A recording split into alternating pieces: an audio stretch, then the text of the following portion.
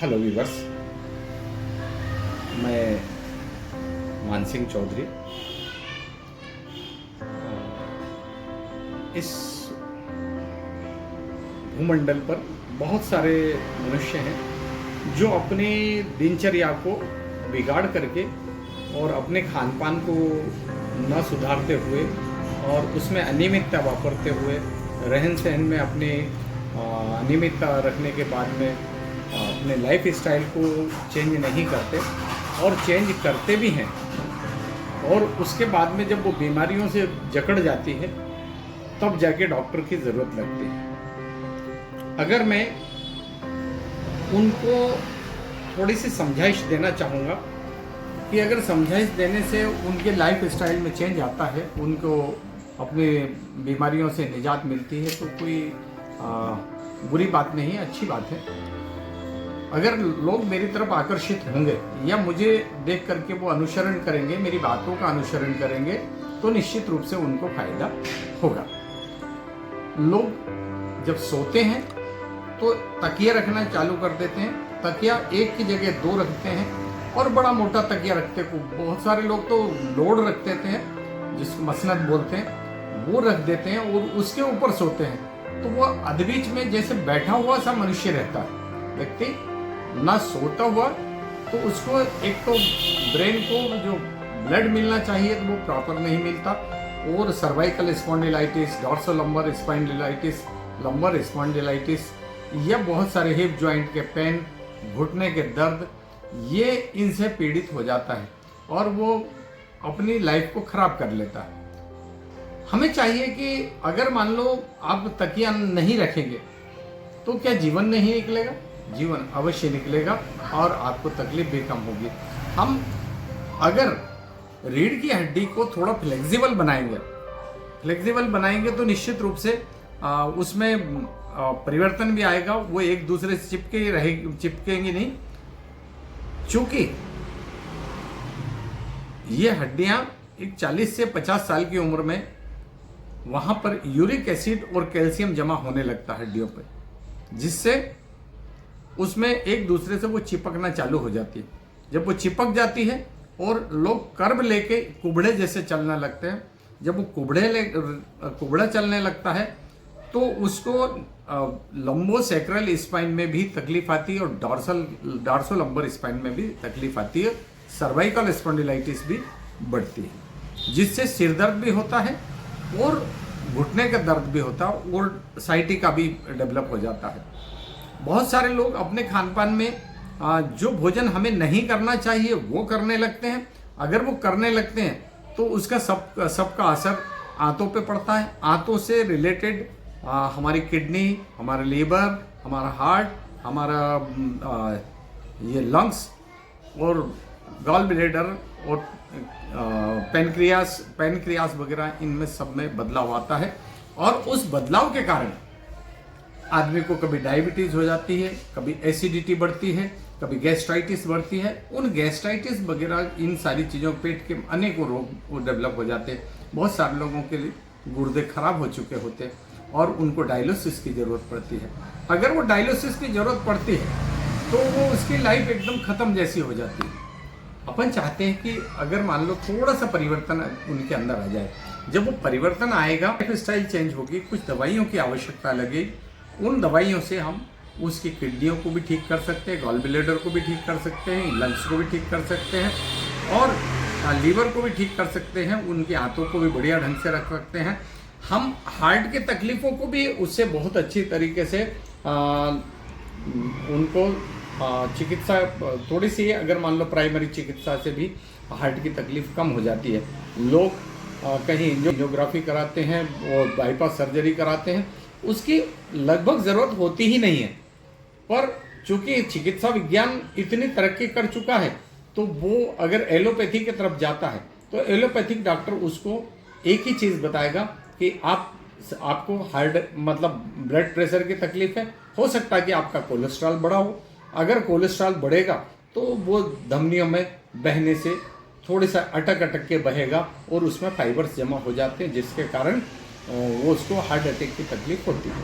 अगर वो heart attack की तकलीफ होती है और उसको एंजियोग्राफी की ज़रूरत पड़ती है, उसके पहले अगर वो मुझसे मिल ले और मुझसे मिलने के बाद में उस 2-4 दिन दवाइयाँ ले, उसको मैं कोशिश करूँगा कि सामने वाले को उस चीज़ की ज़रूरत ही नहीं लगेगी एंजियोग्राफी की, वैसे ही ठीक हो जाएगा आदमी। ऐसे बहुत सारे रोगी हैं जिनको ज़रूरत ही नहीं होती और उनको एंजियोग्राफी और एंजियोप्लास्टी कर दी जाती है, और कुछ लोगों को ज़रूरत भी रहती है, तो वहाँ पे तो ठीक है। लेकिन जिनको ज़रूरत नहीं है वो आजकल चिकित्सा विज्ञान उसकी तरफ कम ध्यान देता, और वो लगे हाथ एंजियोग्राफी करी और बोले साहब आपको तो थोड़ा बहुत तो तकलीफ है तो आप एंजियोप्लास्टी करवा लीजिए। या फिर उसको चूँकि सांस लेने में तकलीफ होती, चलते फिरते कम बनता है, तो आदमी को ऐसा लगता है कि यार अब तो मेरा जीवन समाप्त हो गया। अगर वो समाप्ति की और उसका मन बन जाता है तो फिर वो भागता है। जब वो भागता है तो बहुत सारे उसके फाइलों के वजन 1-1 किलो 2-2 किलो लेके और एमआरआई करा के और कहीं सीटी स्कैन करा के और बहुत सारे इको कार्डियोग्राम करा के बेचारा परेशान होता है, कहीं टीएमटी करा रहा है, कहीं कुछ करा रहा है। तो इन सारी चीज़ों से उसको निजात देने के लिए होम्योपैथिक सबसे बढ़िया ट्रीटमेंट है, आयुर्वेद। अगर हम इस तरफ थोड़ा सा भी ध्यान दें, क्योंकि ये जो चिकित्सा विज्ञान है वो हमारा पुराना, आयुर्वेद हमारा पुराना चिकित्सा जगत है। अगर हम उस तरफ ना जाके हम एलोपैथी की तरफ जाते हैं जो कि हमको ठीक कर ही नहीं पाता।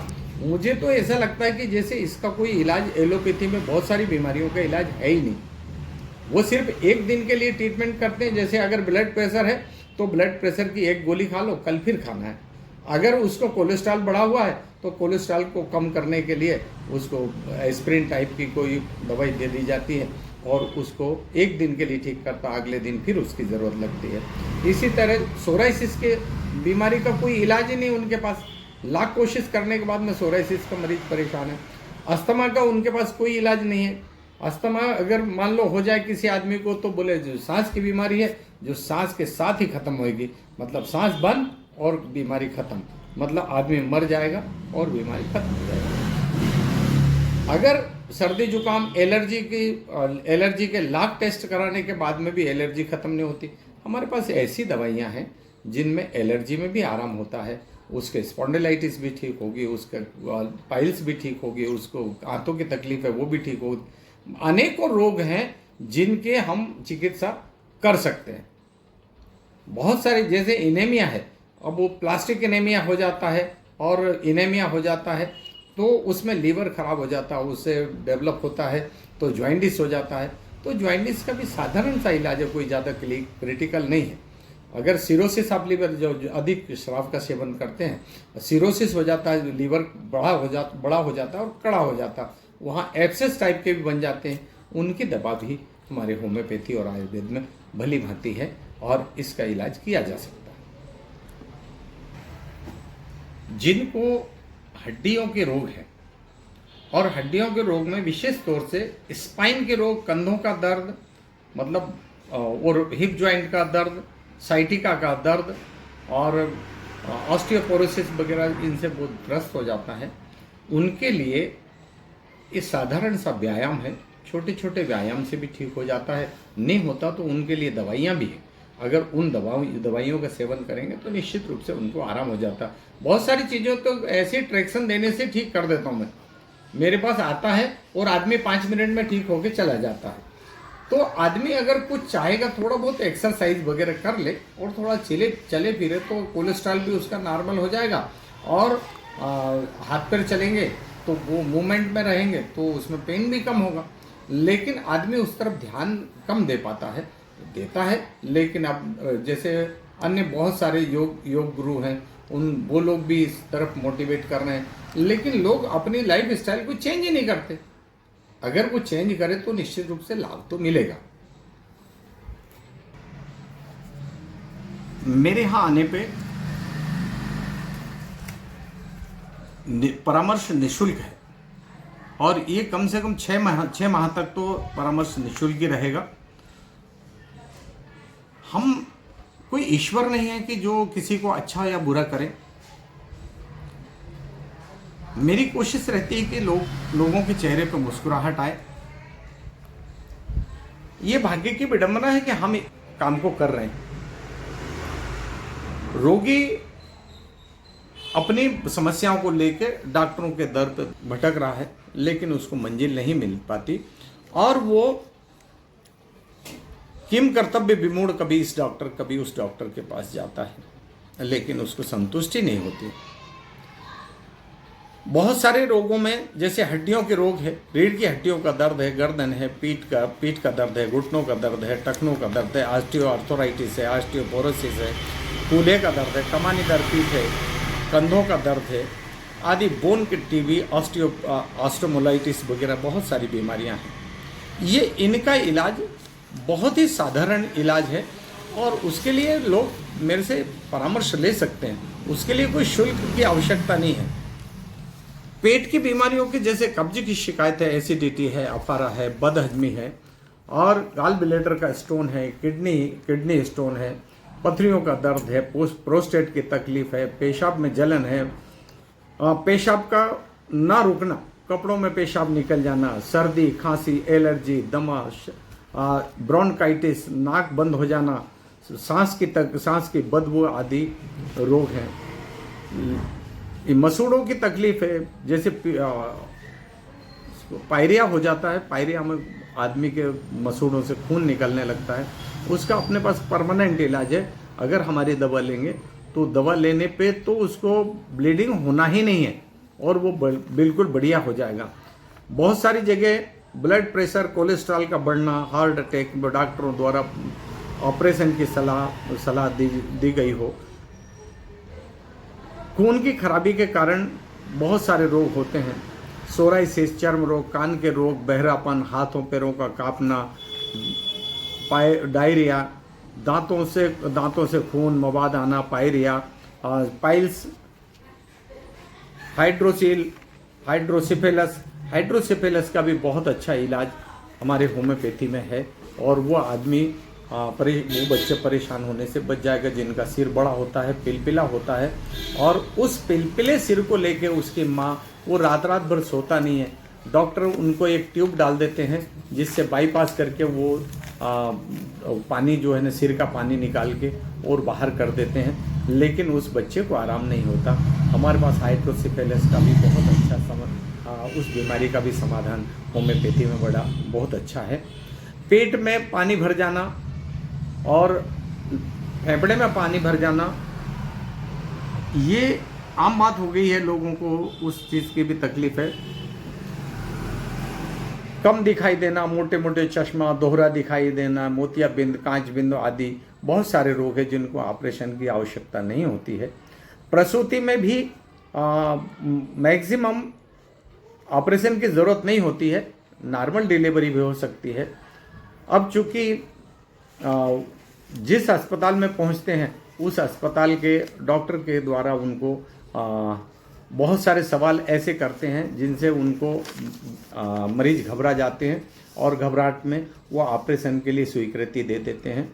जैसे कि एक सवाल ऐसा रहता है कि पानी सूख गया, पेट का पानी सूख गया, बच्चे को लुब्रिकेटिंग नहीं हो रहा, और बहुत सारी जगह सवाल करते हैं कि बच्चे की नाल गले में फंस गई, बहुत सारी जगह बच्चे के मुंह में लेट्रिन चली गई। अब ये इस टाइप के सवाल उनके पेट डायलॉग होते हैं और आदमी को मोटिवेट, तो वो मरीज जो प्रसूता रहती है वो घबरा जाती है और उसके अटेंडेंट उसको घबराहट में और उनको कंसेंट दे देते हैं और वो ऑपरेशन कर देते हैं। 99% ऑपरेशन प्राइवेट हॉस्पिटलों में होते हैं। अगर प्राइवेट हॉस्पिटल वाले भी मानवीय दृष्टिकोण से सोचें तो चूंकि सरकारी अस्पताल में डिलीवरियां नॉर्मल होती हैं, तो प्राइवेट अस्पतालों में सीजर ही क्यों होती है? उसका कारण है कि आदमी मतलब डॉक्टरों को प्रोफेशनल होना, वो थोड़ा सा अपने उसको चिकित्सा को सेवा ना मानते हुए अपना व्यवसाय मानते हैं और इस हिसाब से काम करते हैं। अगर उसमें थोड़ा सा अगर चेंज करें अपने दिमाग को और चेंज करने के बाद में अगर प्रसूता को नॉर्मल डिलीवरी होने का इंतज़ार करें, बिफोर टाइम उसके डिलीवरी ना करें, इसके लिए मैं उनको सलाह देना चाहूँगा। और वैसे तो उनको बहुत सारी बीमारियों के एडवांस में दवाई खिला दी जाती है, जैसे थायराइड की दवाई पहले उनको साथ में प्रेगनेंसी के टाइम पे ही थायराइड की दवाई दे देते हैं कि इनका TSH बढ़ा हुआ है और थायराइड बढ़ा हुआ है इस वजह से। तो ये मतलब बहुत सारी जगह ज़रूरत होती है, लेकिन मैक्सिमम टाइम ज़रूरत होती ही नहीं।